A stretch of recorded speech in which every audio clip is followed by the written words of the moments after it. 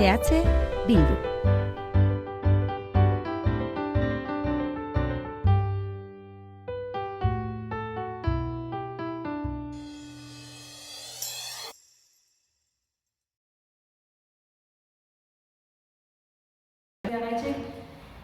Zapatuan hartu genduan kargua bostok eta hemen egun prentsaurrekoa, ja legislaturari hasiera emoteko eta esateko ze konpromiso hartu ditugun guk legislatura honekiko. Hasi horrekin eskerrak emon gugan konfiantza jarri zeben daneri, egizan dago ilusio eta motivazio handiz bizi izan dugula kanpaina luzia, kanpaina motza egizan da ofiziala nahiko motza dela, baina kanpaina nahiko luzia izan da eta danok ilusio handiz bizi izan dugu erronka eta hauteskundeak prestatzeko lan hori.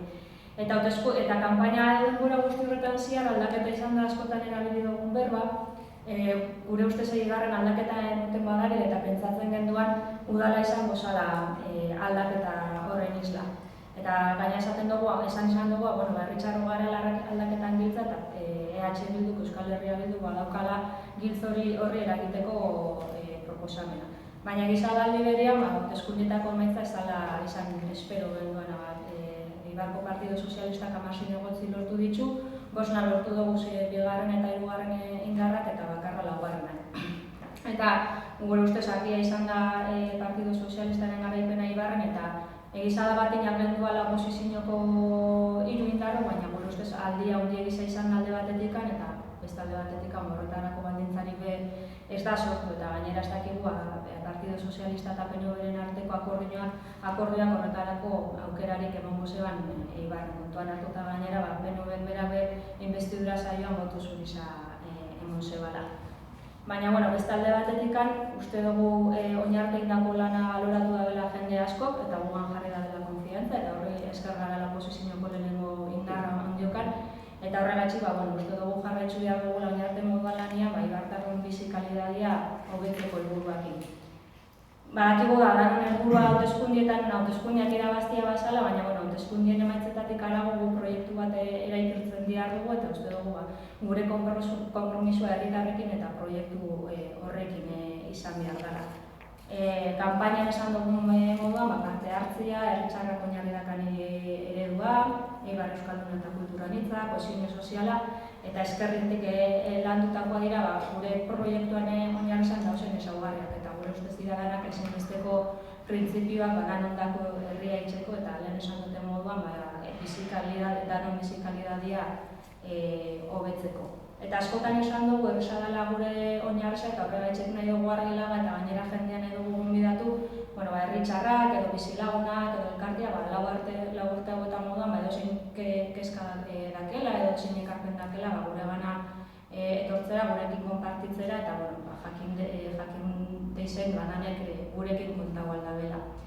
Eta beste alde batetikan, kanpainan ziar esan dugu, gure ustez herrizak boteria berreskuratu behar dabela eta herritxarrak izan behar dela protagonista eta kanpainatik araguk hau lan izan da egingo dugu lan.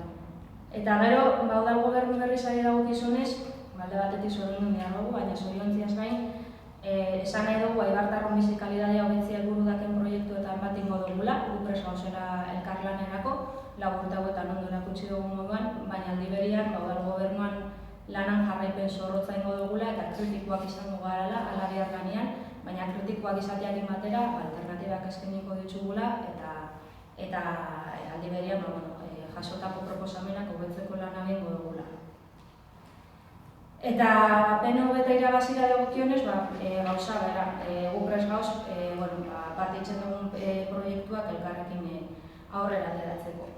Eta gure ustez, zintzotasunez jokatu eta egin behar dugu lan beti, eta danadan, guk itzen dugu proposamen hau, lehen esan duten moduan, jakin gabe PNV eta PSOEren arteko akordioak Eibarren zehondori eukiko daben, edo zuen lanketa eukiko daben, baina lan dabe gure prestutasuna argiza da. Eta gero beste alde batetik, esatia, erabakitze eskubidea, herritxarren parte hartzea, gardentasuna eta krisiari aurreitzea eta osela EH Bildun jardunaren oinarrizko instituzio guztietan eta Eibarren beholan izango dela, Euskal Herria Bilduko hausnarketa prozesu bat egingo detzala eta Ibartik hanbe ingo detzagula ekarpen horri.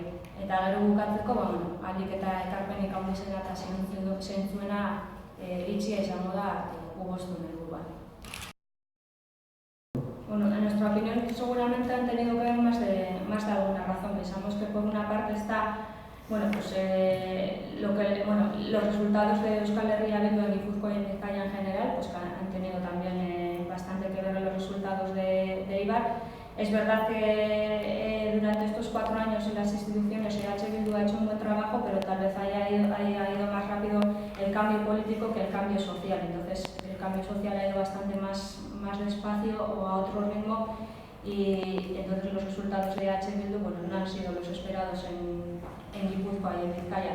Y pensamos que eso también ha tenido que ver en los resultados de Eibar. Pero por otra parte, también tenemos que tener en cuenta que el Partido Popular ha perdido votos, entonces esos votos también se han repartido entre otras fuerzas políticas y seguramente no ha sido Euskal Herria Bildu el partido que ha recibido los votos del Partido Popular. Y luego la presencia de Podemos, de Llabasi, es verdad que son fuerzas de izquierda, y eso también hace que se reparta la fuerza de la izquierda. Pero también pensamos que en el mismo modo en Eibar, pensamos que la gente ha valorado el trabajo que hemos hecho durante estos 4 años, y que gracias a eso seguimos siendo la primera fuerza de la oposición.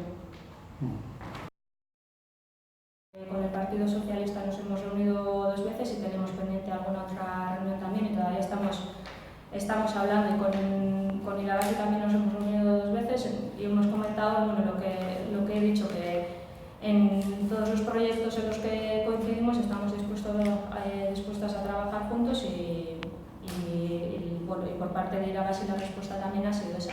Y con el PNV tenemos pendiente otra reunión, nos reunimos una vez, hemos intercambiado nuestros planes de legislatura, pero no nos hemos vuelto a reunir para saber cuáles son las impresiones de cada uno sobre el plan de legislatura del otro. Y es verdad que en el plan de legislatura del Partido Socialista hemos visto que muchas de las propuestas o de los proyectos que hemos llevado a cabo durante estos 4 años aparecen o los han recogido en su propuesta de legislatura. Entonces nos parece que es verdad que coincidimos en muchos proyectos y estamos dispuestos a llevarlos a cabo en colaboración o a colaborar para llevarlos a cabo juntas. ¿Y entonces veis más problema de colaboración con ellos? ¿Cuáles son los proyectos que discrepáis más? Pues seguramente, por una parte seguramente están las cuestiones identitarias, pero es verdad que igual tal vez se trabajan a diferente nivel, en cuanto al derecho de decidir o cuestiones identitarias, y luego seguramente en proyectos urbanísticos tendremos alguna diferencia, pero por lo demás en la mayoría de los proyectos coincidimos, o en la mayoría de los ámbitos hay proyectos en los que coincidimos, o aunque no coincidamos pensamos